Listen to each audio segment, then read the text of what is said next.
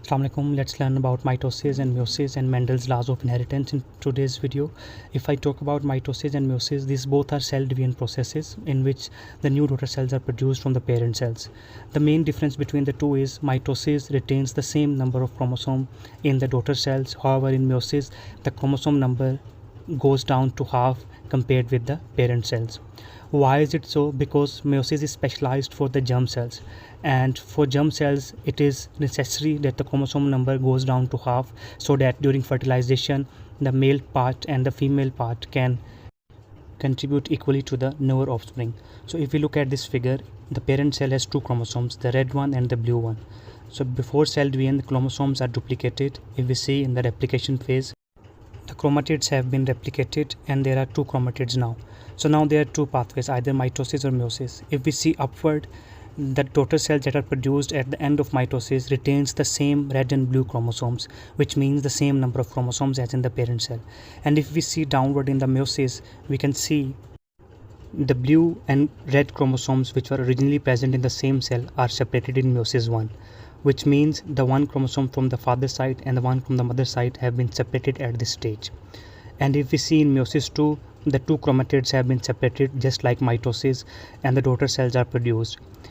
Eventually, if we see, the daughter cells in meiosis have only one chromosome as compared to the parent cell, which means only one allele is present in each gamete compared to the original two alleles present in the parent cells. This is what Mendel explained in 1840s, that each cell has two alleles that controls one biological trait, and these two alleles got separated during meiosis before fertilization, and this process is called Mendel's law of segregation. Now let's understand Mendel's law of segregation from this figure, but before that we should also know Mendel's law of dominance, which means the cell has two alleles and the one allele is always dominant over the other allele, and the dominant allele always expresses itself whenever it is present. However, recessive allele is expressed in case if there is no dominant allele, which means the both alleles are recessive alleles. If we see in this example, we have two plants, one that is producing yellow color seeds, the other one that is producing green color seeds.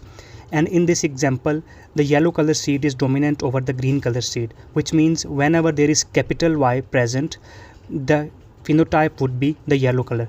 So we express the dominant allele always with the capital letter and the recessive allele with the small letter. And we can see in the figure, the yellow plant has the genotype capital Y, which means both of the genes are dominant. However, the green plant has genotype small y, which means both genes are recessive. For fertilization, both plants would produce the gametes. So if we see, the gamete from the yellow color plant is capital Y, because both of the alleles are capital Y, that is why only one capital Y is shown here. And in case of green plants, one small y is shown here, which means the recessive allele. So if we talk about the first generation, which means the fertilization of these two gametes would always produce the yellow color seed plant. Why? Because in all of the offspring there would be one capital allele. Now if we have a look at the possible gametes of the offsprings from the F1 generation, so obviously there are two possible gametes. One is capital Y, the other one is small y. So here comes the concept of Punnett square diagram. So Punnett square diagram is basically a tool that we use to identify the possible genotypes and phenotypes of the offspring resulting from a cross. For that, we write the gametes of one parent along one axis and the gametes of the other parent along the other axis. And then at the intersection of each row and column, there is one possible genotype.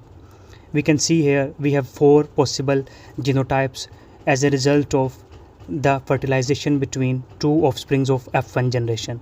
And if we see, we have three offsprings in the F2 generation with the dominant phenotype. Why? Because each of the three offsprings have at least one dominant allele. In fact, the number one offspring has the two dominant alleles. And we have one offspring with the recessive trait, which is green color.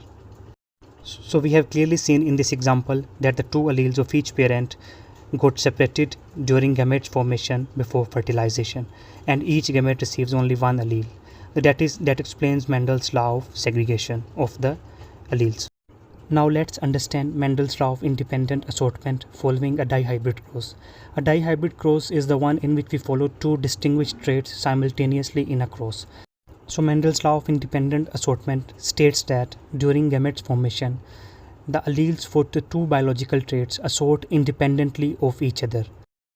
We will see that in a moment.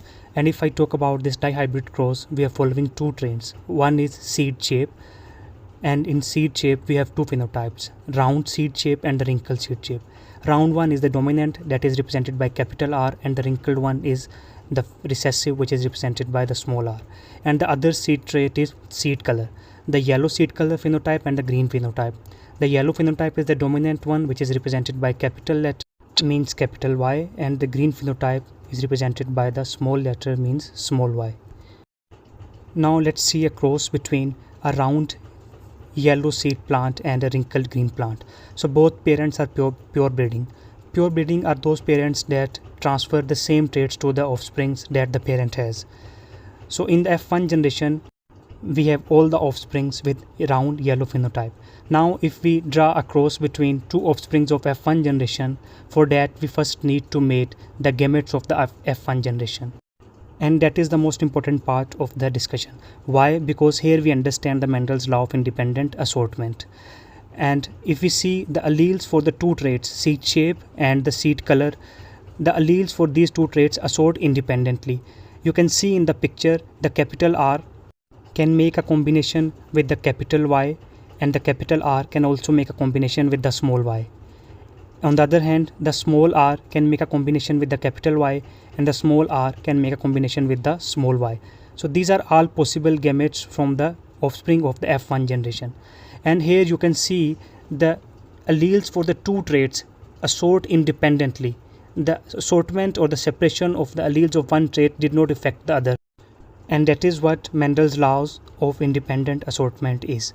Now if we follow a cross between the two offsprings of F1 generation, we can draw a Punnett square diagram for the ease to assess the possible genotypes and the phenotypes of the offspring. And for that we write the possible gametes on one side of the one parent and the possible gametes of the other parent on the other side of the Punnett square diagram. And at the cross section of each row and column, we have the possibility of the offspring that is possible with this gametes combination. So at the end we see we have 9 round yellow seeds, and we have 1 wrinkled green seed, and we have 3 wrinkled yellow, and we have 3 round green seeds. So which means we have a phenotypic ratio for this cross 9:3:3:1.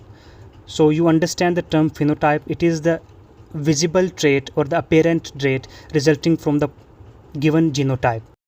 And if I talk about the genotypic ratio, it is the possible number of different genotypes, which means the different alleles combination for a given cross. I hope that helps. Thank you. Do subscribe. Keep watching. Allah Hafiz.